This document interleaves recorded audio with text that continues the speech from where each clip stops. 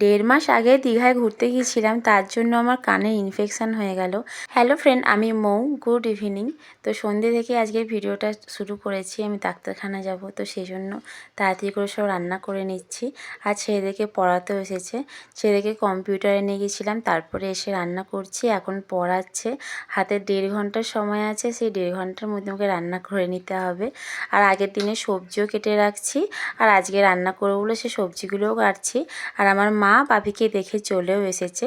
এই ভিডিওটা মঙ্গলবারের ভিডিও ছিল, আজকে তোমরা ভিডিওটা দেখবে। আমার বাপি কিন্তু বাড়িতে চলে এসেছে, ছুটি হয়ে গেছে। বাড়িতে বলতে আমার বাড়িতে কিন্তু না, আমার মা বাপি যেখানে থাকে সেখানে।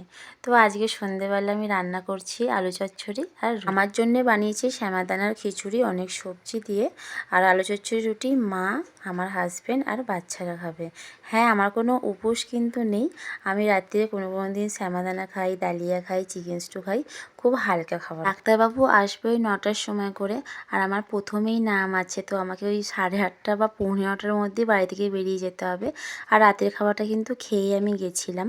মাকে বানিয়ে দিলাম একটু চা। হ্যাঁ, অনেকটাই রাত হয়ে গেছে, তবুও যারা চা খেতে ভালোবাসে আমি জানি তারা হয়তো এতটা রাতেও চা খাবে। আসলে অনেকটা জার্নি করে এসছে, চাটা খেলে হয়তো ওরা রিল্যাক্স ফিল করে।